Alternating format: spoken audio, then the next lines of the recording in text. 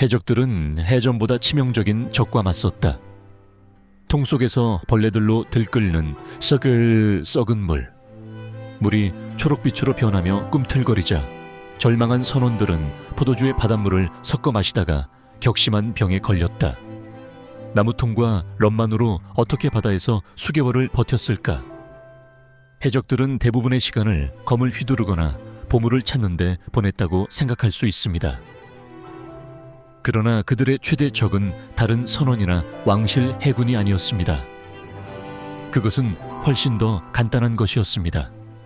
마실 수 있는 깨끗한 물을 찾는 것이었습니다. 1700년대의 항해에 대해 재미있는 이야기를 해드릴게요. 배는 선원들을 몇 달간 먹일 수 있는 충분한 염장 고기와 하드텍을 실을 수 있었습니다. 하지만 물은, 그 녀석은 요호호를 말하기도 전에 악취나는 조류와 박테리아의 수프가 되었습니다. 평균 해적은 카리브해의 뜨거운 더위 속에서 살아남기 위해 매일 최소 1갤런의 물이 필요했습니다. 계산해보세요. 50명의 해적이 있는 승무원이라면 매일 50갤런이 필요한 것입니다. 물이 때때로 금보다 더 소중하게 여겨진 이유를 이해할 수 있겠죠. 여기서 상황이 흥미롭고 다소 불쾌해집니다. 일부 절박한 해적들은 신선한 물이 떨어졌을 때 바닷물을 마시려고 했습니다. 나쁜 아이디어입니다. 정말 나쁜 아이디어입니다. 바닷물은 약 3.5%의 염분을 함유하고 있습니다. 이는 우리 몸이 감당할 수 있는 것보다 훨씬 더 많은 양입니다. 그것을 마시는 것은 기본적으로 신장에게 안녕, 이제 추가 근무할 시간이야 라고 말하는 것이나 다름없습니다. 몸은 그렇게 많은 소금을 제거하려고 더 많은 물을 사용하므로 처음에 마신 물보다 더 많은 양의 물을 소모하게 됩니다. 일부 해적들은 이 사실을 힘들게 배웠습니다. 그리고 그것이 아름답던 때는 아니었습니다. 한 번은 물이 떨어진 해적선에 대한 이야기를 읽었습니다. 몇몇 선원들은 너무 목이 말라서 바닷물과 와인을 섞어 맞추기 시작했습니다. 그들은 알코올이 안전하게 만들어줄 것이라고 생각했습니다. 결말을 말씀드리자면 그렇지 않았습니다. 대부분은 심하게 아팠고 상황은 더욱 악화되었습니다. 이제 누군가 더 나은 해결책을 생각해낼 것이라고 생각할 수 있습니다. 하지만 기억해 주세요. 플라스틱 용기나물 정화 시스템이 등장하기 훨씬 전의 일이었습니다. 그들이 할 수 있는 최선은 배의 가장 시원한 곳에 물을 보관하려는 것이었습니다. 보통 아래 갑판의 화물창에 보관했습니다. 하지만 그때도 배의 흔들림, 열기, 습기가 깨끗한 물을 항상 귀중한 자원으로 만들었습니다. 물 상황이 그렇게 나빠지는 경우가 많아서 해적들은 계획된 항로를 완전히 변경하기도 했습니다. 무작위 섬에서 신선한 물의 샘에 대한 소문을 들었기 때문입니다. 카리브해에서 가장 두려움받는 해적이라는 명성을 지니고 있지만 깨끗한 물을 갈망하여 우회해야 했다니 상상해보세요. 그 두려운 명성을 잃어버리는 것과 같죠. 명성에 대해 이야기하자면 악명 높은 블랙비어드에 대한 덜 알려진 이야기가 있습니다. 모두가 그를 사람들을 겁주기 위해 수염에 영이 나는 심지를 꽂은 무서운 해적으로 알고 있지만 대다수는 그가 물 관리에 대해 꽤 똑똑했다는 사실을 모르고 있습니다. 그는 화물과 함께 신선한 물 공급을 실은 배를 구체적으로 겨냥했습니다. 똑똑한 놈이죠. 그렇죠. 상황이 정말 절박해지자 해적들은 가장 믿을 수 있는 비상계획으로 하늘을 바라보아야 했습니다. 그리고 저를 믿으세요. 비가 내릴 것 같은 구름이 지평선에 보이면 승무원이 자신들의 위치로 가장 빠르게 이동하는 것을 보게 될 겁니다. 폭풍이 몰아치면 배 전체가 거대한 물을 모으는 기계로 변했습니다. 갑판은 할인일의 해산물 시장보다 바빠졌습니다. 해적들은 비를 받기 위한 완전한 시스템을 마련해 놓았습니다. 세일, 보통 바람을 잡는 거대한 캔버스 천이었지만 폭풍이 올 때 꼭 적절히 기울이면 거대한 깔때기 역할을 했습니다. 승무원들이 특정 각도로 세일을 조정하는 모습을 볼 수 있었습니다.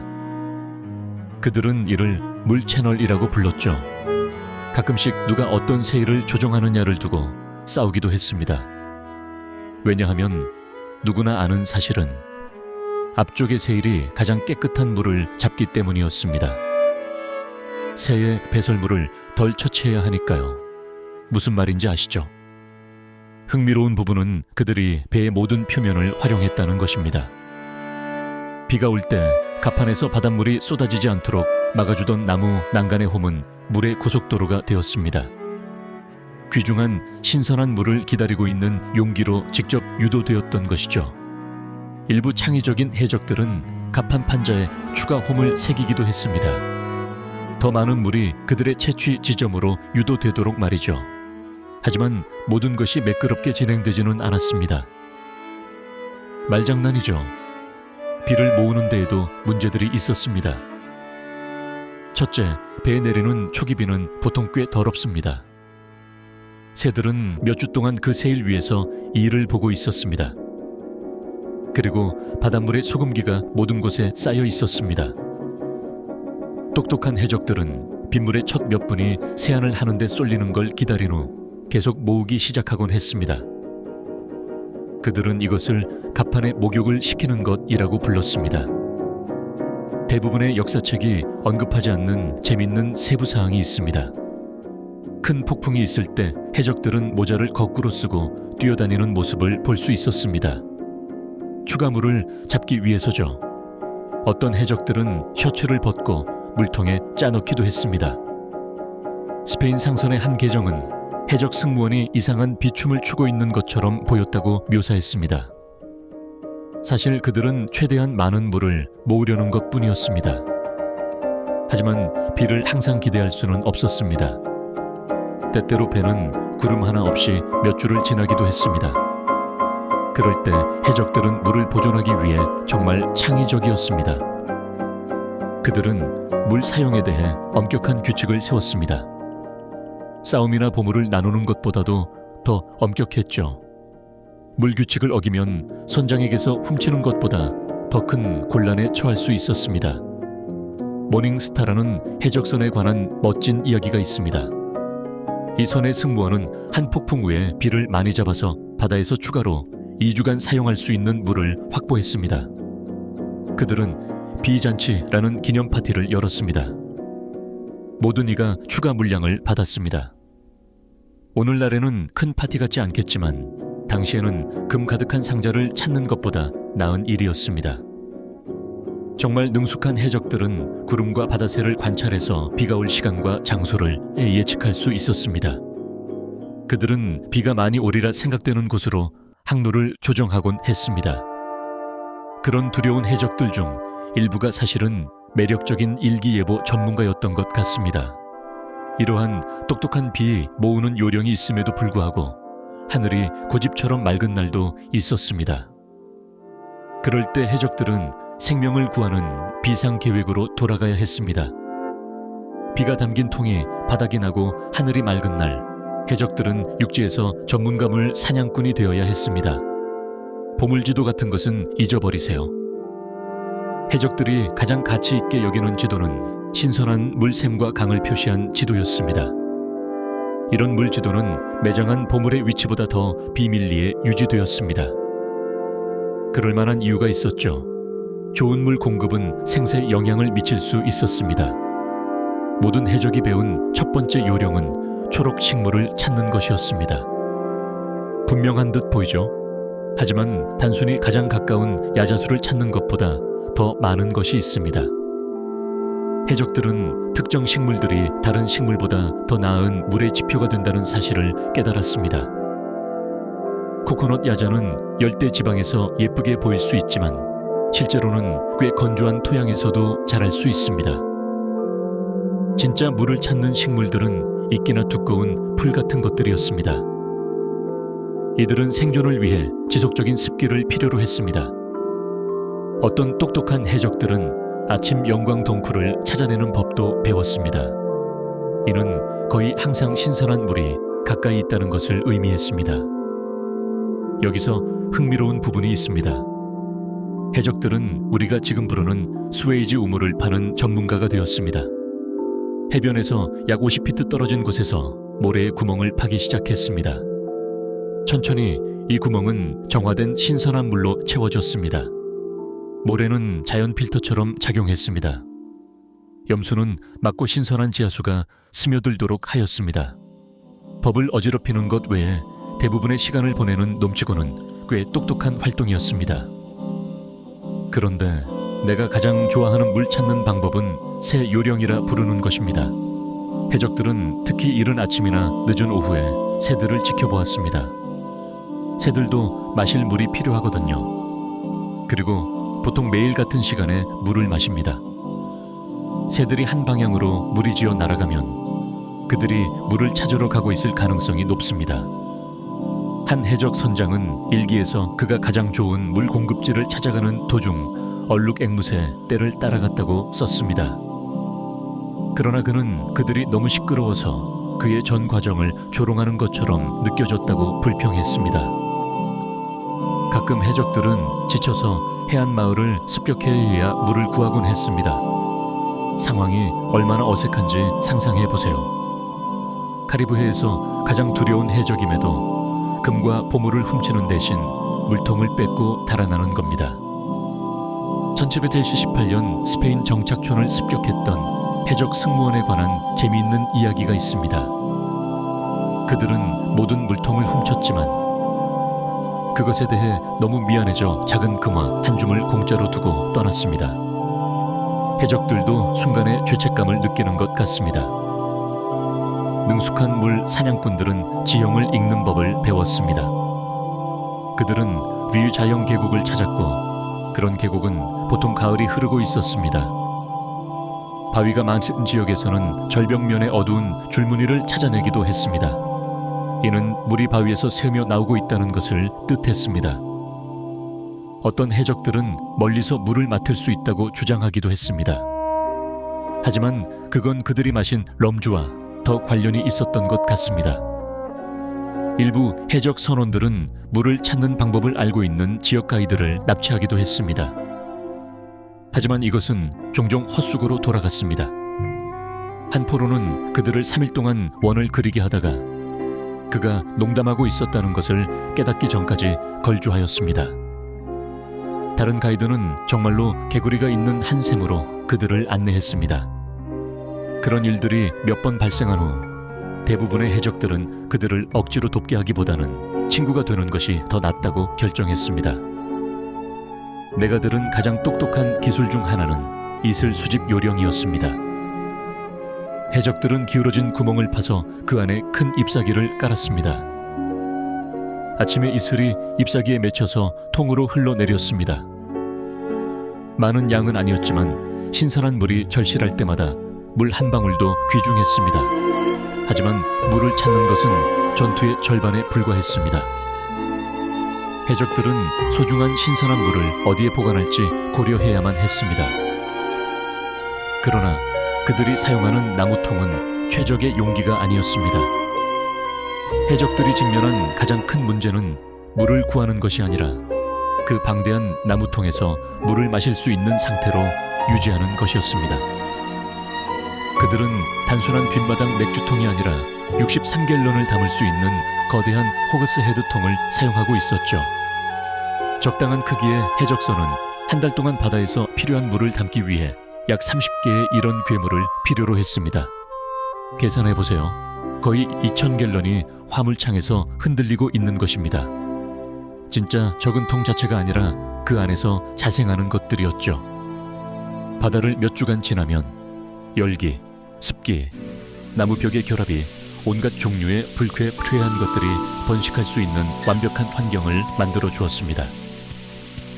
해적들은 부패한 물을 살아있는 물이라고 부르며 그 안에서 작은 생물들이 떠다니는 것을 볼 수 있었습니다.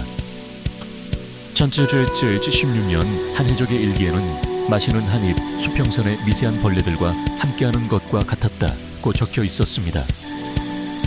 식욕이 돋네요. 그렇죠? 해적들은 부패를 막기 위한 단 몇 가지 꽤 똑똑한 요령을 생각해냈습니다. 그들 중 가장 좋은 혁신 중 하나는 통 내부를 태우는 것이었습니다. 위험 있는 물을 담는 목탄 필터로 만드는 것입니다. 그들은 나무의 내부층을 태워 검게 만들어 보호 장벽을 형성했습니다. 이는 현재도 위스키통을 만드는 데 사용되는 기술입니다.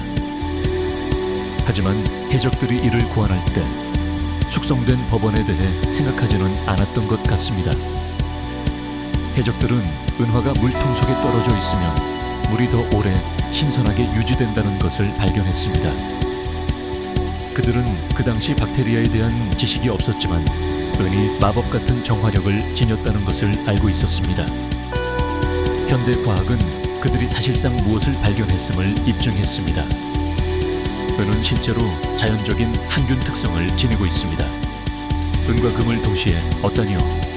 가장 정밀한 해적들은 그들의 통의 이음새를 송진과 타르의 혼합물로 봉인했습니다. 일부 승무원들은 통 밀봉제의 비밀 레시피를 개발하기도 했습니다. 밀랍에서 코코넛 기름까지 섞어 사용했습니다. 한 해적 선장에 대한 이야기가 있습니다. 그가 자신의 통 밀봉 조리법을 매우 소중히 여겨 승무원들에게 바라보지 못하게 하곤 했습니다. 그가 마침내 포로로 잡혔을 때 영국 해군은 그의 형량을 줄여주겠다고 제안했지만 그는 거절했습니다. 아마도 역사상 최고의 통밀봉 레시피를 무덤까지 가져갔을 것입니다.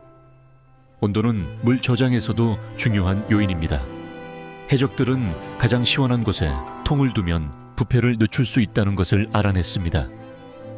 그러나 문제가 있습니다. 배의 가장 낮은 갑판, 즉 가장 시원한 곳은 배가 가장 많이 흔들리는 곳이기도 합니다. 그러니 약간 덜 부패한 물을 선택하는지 끊임없이 구르려는 통과 선택을 해야 했습니다. 마치 지진처럼요. 하나의 특히 기발한 승무원은 통을 젖은 세일천으로 감싸기도 했습니다. 증발을 이용해 통의 온도를 낮출 수 있길 바랐던 것이죠. 이론상으로는 훌륭한 아이디어였지만 결과적으로 그들은 곰팡이 나는 세일천과 여전히 나쁜 물만 얻게 되었습니다.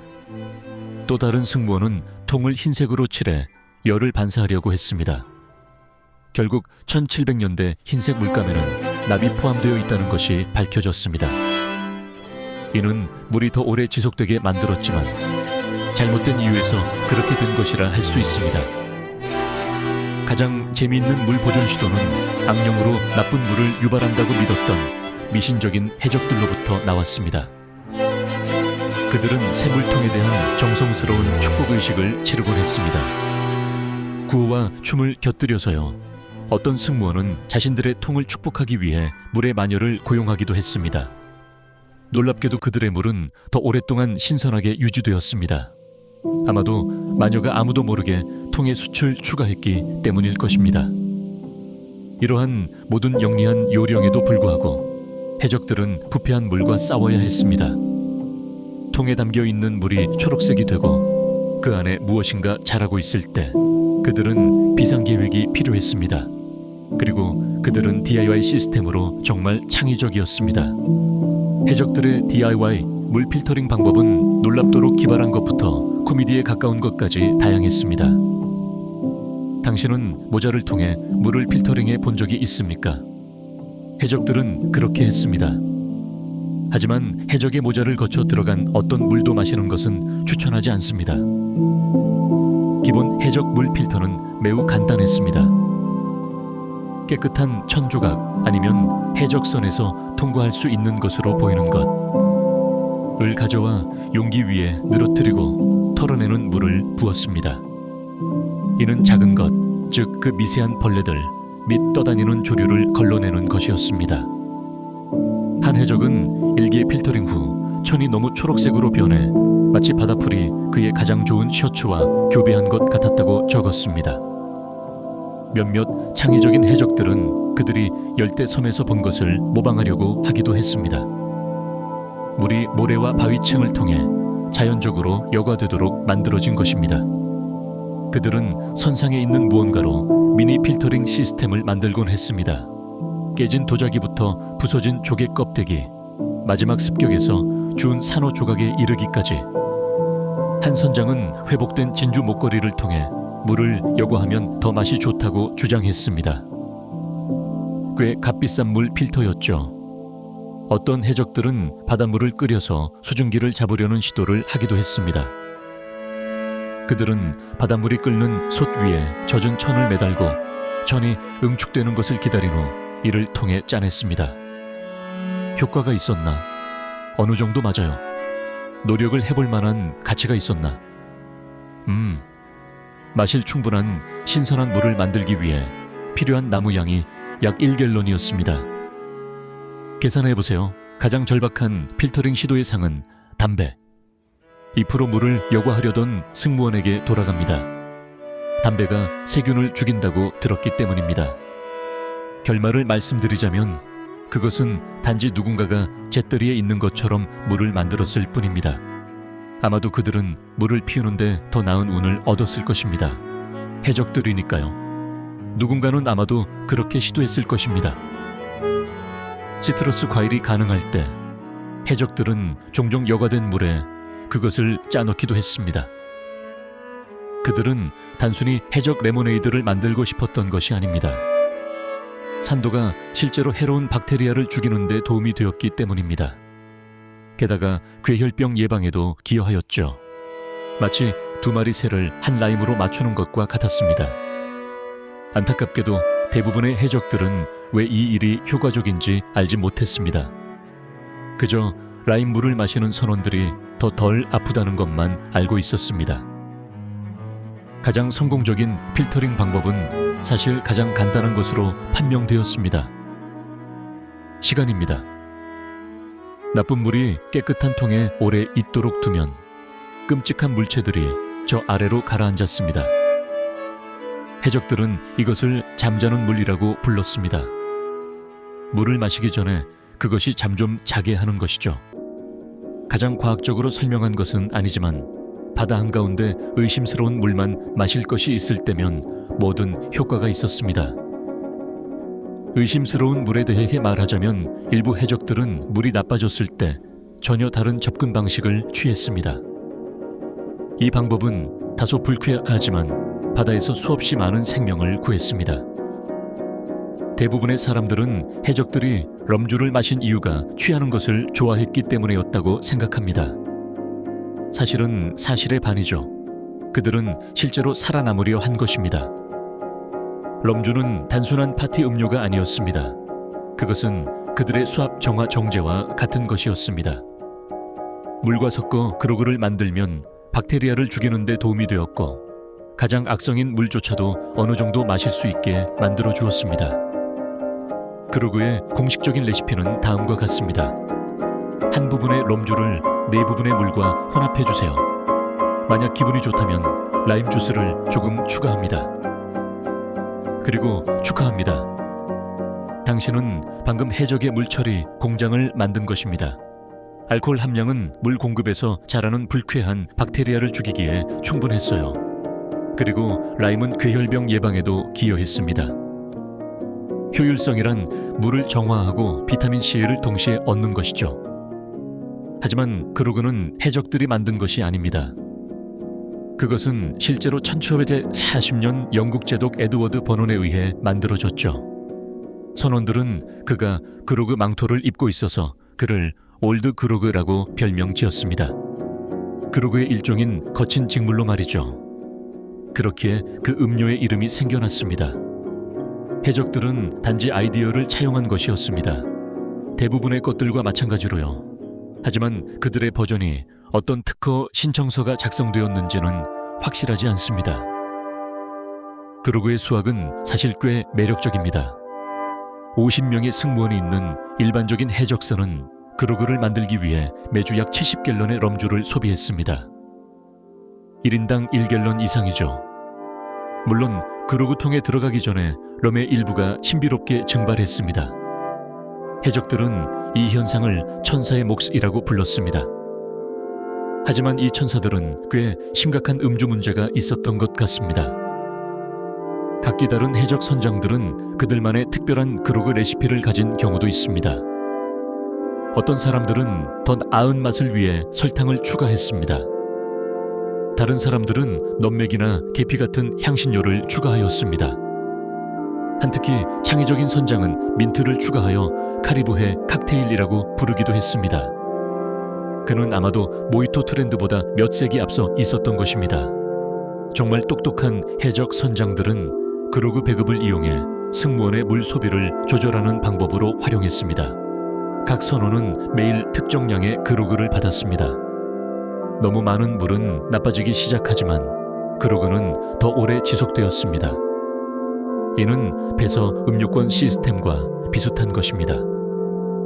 술 취한 사람들이 더 많은 샷을 주문하지 못하도록 막는 대신 갈증에 시달리는 해적들이 배의 물 공급을 한 번에 다 소비하지 못하도록 하는 것이었죠. 체포된 상선의 선원은 해적들이 그로그 배급에 대해 다투는 장면을 묘사한 재미있는 이야기가 있습니다. 한 해적은 자신이 평소 사람들보다 2배로 갈증을 느낀다며 선장에게 추가 그로그가 필요하다고 설득했죠. 이에 선장은 대답하길, 그렇다면 나머지 선원들과 똑같이 음료를 2배로 마셔야죠. 해적들이 범법자였지만 그로그 분배에 관해서는 여전히 평등권을 믿었습니다. 하지만 그로그를 좋아하지 않는 해적도 있었습니다. 어떤 해적들은 물의 맛이 더욱 악화된다고 불평했습니다. 이는 이미 물이 얼마나 나쁜지 생각하면 정말 큰 문제입니다. 다른 해적들은 단순히 졸리게 만든다고 주장했습니다. 이는 상선을 습격할 때 쉽게 눈에 띄지 않을 때는 전혀 이상적이지 않았습니다. 한 승무원은 선장이 그로그를 너무 많이 희석하자 반란을 일으켰습니다. 물 정화와 해적 혁명 사이에는 실로 미세한 경계가 존재합니다. 그로그에 대해 가장 흥미로운 점은 음료 자체가 아니라 그것이 해적 문화에 어떤 변화를 가져왔느냐는 것입니다. 매일 그로그 배급이 해적 생활의 큰 부분이 되어 그들은 기하학적으로 일정을 구성하곤 했습니다. 다른 배를 공격하기 전에 반드시 그로그 시간을 보냈습니다. 그리고 모두가 자신의 일을 배급을 받기 전까지는 심각한 논쟁을 시작하지 않기도 했습니다. 이 모든 방법, 빗물 모으기, 육지에서 찾기, 통해 저장, 그로그 혼합, DIY 여과에도 불구하고 해적들은 그들의 선박에 깨끗한 물을 유지하는데 여전히 어려움을 겪었습니다. 하지만 그것이 그들을 매우 자원후랑게 만든 이유입니다. 나무통 1000몇 장, 몇 개의 은화, 그리고 많은 럼주밖에 없었던 그들은 바다에서 몇 달간 생존할 수 있었습니다.